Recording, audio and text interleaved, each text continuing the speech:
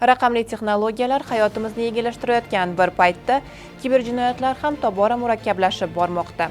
Firibgarlar soxta havolalar, telefon qo'ng'iroqlari va sun'iy intellekt yordamida fuqarolarni aldashga urinmoqda. Xo'sh, bunday tahdidlardan o'zimizni qanday himoya qilishimiz zarur? Shu mavzuda suhbatlashish uchun studiyamizga Milliy gvardiya Jamoat xavfsizligi universiteti ilmiy amaliy tadqiqotlar markazi bosh ilmiy xodimi, PhD dotsenti podpolkovnik Shuhrat Xoliqovni taklif qildik. Assalomu alaykum, studiyamizga xush kelibsiz. Bugungi kunda kiberjinoyatchilik tushunchasi juda kengayib ketdi. Aytingchi, hozirda eng ko'p uchrayotgan kiber tahdidlar nimalardan iborat? To'g'ri, texnologiyalarning rivojlangan sari jinoyatchilarning o'z ustida ishlashlari va jinoyatlarning modernizatsiya bo'lishiga olib kelyapti. Bugungi kunda eng ko'p uchrayotgan usullardan biri bu phishing.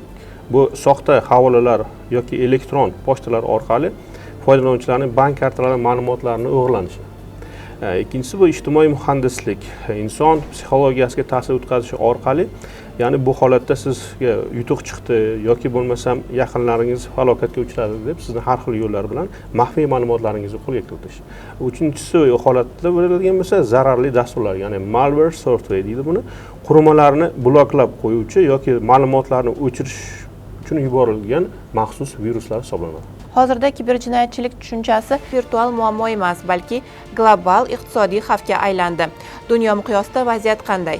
Raqamlar haqiqatan ham hayratlanarli bu borada. Chunki bevosita mutaxassislar tahlillariga e'tibor qaratadigan bo'lsak, 2025-yilda 10,5 trillion dollarlik zararga berilgan. Bu 2026-yilga kelib bo'ladigan bo'lsa, bu zarar 12,5 trillion dollarga yetishi taxmin qilinmoqda. Bu juda ham katta zararni tashkil qiladi. Chunki buni bir iqtisodiy rivojlangan davlatlar miqyosida buni solishtiradigan bo'lsa, Amerika Qo'shma Shtatlari va Xitoydan keyingi 3-iqtisodiy rivojlangan davlatlardan biri bo'ladi. Aytingchi, nima uchun aynan bank kartalari eng ko'p nishon bo'lmoqda? Bunga qarshi qanday choralar ko'rilmoqda? Kiberjinoyatlarning 60% bank kartalari yoki mobil qurilmalar ustida nazoratni qo'lga kiritish orqali bo'layotgan bo'lsa, ya'ni bevosita phishing hujumlari orqali bo'layotgan bo'lsa, ovozni soxtalashtirish va tasvirni soxtalashtirish orqali ham bevosita kiber hujumlar bo'lib turibdi. Bu yerda bo'ladigan bo'lsa, davlatimiz miqyosida bugungi kunda juda ham katta e'tibor berilyapti kiberjinoyatchilikka qarshi kurash bo'yicha. Aynan bunga misol tariqasida, masalan, Milliy gvardiya Jamoat xavfsizligi universiteti o'qiyotgan yo'nalishdagi bo'lajak ofitserlarimizga biz kiber xavfsizlik, kiber huquq, raqamli kriminalistika va shunga o'xshash bir qancha fanlarda bevosita darslar, mashg'ulotlar olib borilyapti va kelajakdagi bo'lgan poydevorni yaratilyapti. Bundan tashqari Ichki ishlar vazirligi akademiyasida ham kiberjinoyatlarga qarshi kurash yo'nalishida alohida mutaxassislik ochildi va maxsus laboratoriya tashkil qilindi. Endi 2025-yilda bevosita vakolatli organlar tomonidan qilingan ishlarga nazar tashlaydigan bo'lsak, 1,5 mingdan ortiq zararli havola va 3800 dan ortiq bo'lgan noqonuniy resurslar bloklangan. Bunday hujumlardan oddiy fuqarolar o'zini qanday asray oladi? Bu borada eng ahamiyatli joyi shundaki, texnologiyalar qanchalik rivojlanmasin, bizni bevosita ishonuvchanligimiz bu narsaga sabab bo'lyapti.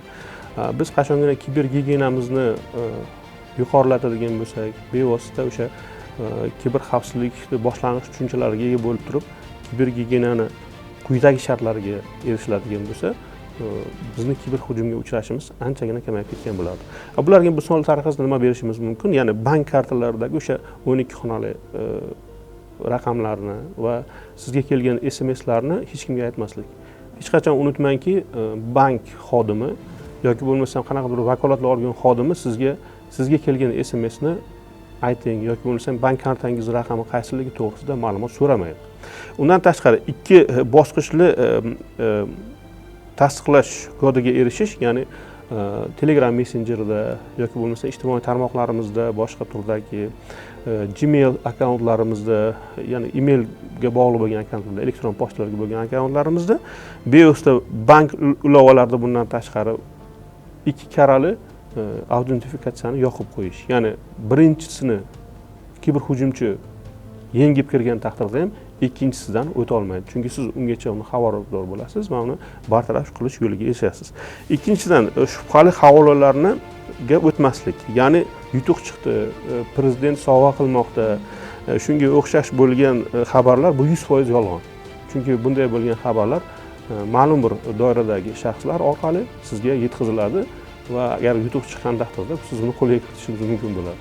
Lekin bunday kelayotgan ijtimoiy tarmoqlardan va boshqa turda keladigan xabarlar bu barchasi yolg'on hisoblanadi. Ko'pincha odamlar mening oddiy ma'lumotlarim kimga ham kerak deb o'ylashadi, to'g'rimi?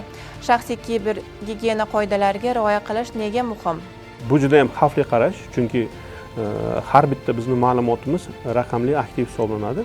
Raqamli aktivlarni qo'lga kiritish uchun kiberjinoyatchi har qanday usulni qo'llashi mumkin. Ya'ni bu yerda har bir holatda bazaviy qoidalarni bilishimiz shart deb o'ylaymiz. Chunki shu bazaviy qoidalarga e'tibor qilmaydigan bo'lsak, bizni keyinchalik kiber hujumga uchrash holatlarimiz ko'payib ketadi. Ya'ni ikki bosqichli autentifikatsiyaga erishish eng muhim himoya qatlami hisoblanadi. Hatto parolingizni o'g'irlashganda ham ikkinchisiga kirish juda ham murakkab bo'lib qoladi. Murakkab parollar bu yerda alohida bir parolni barcha ijtimoiy tarmoqlarga qo'ymaslikni darak beradi. Ya'ni siz bitta ijtimoiy tarmoqqa bitta parol qo'ydingizmi, ikkinchisiga bunga o'xshash parolni qo'ymasligingiz kerak yoki boshqa bir turdagi parol qo'yishingizni maslahat beriladi. Xuddi shunday holatda bank ilovalariga ham. Ya'ni bank ilovalariga birinchi yetib keldimi, значит siz o'ylashingiz kerakki, bevosita bank ilovasiga bo'layotgan hujumlarni qaytarishga erishgan bo'lardingizki, sizga shubhali SMS kelyapti, shubhali SMSni bloklashning imkoni paydo bo'ladi. Ya'ni ikki karali o'sha autentifikatsiya orqali.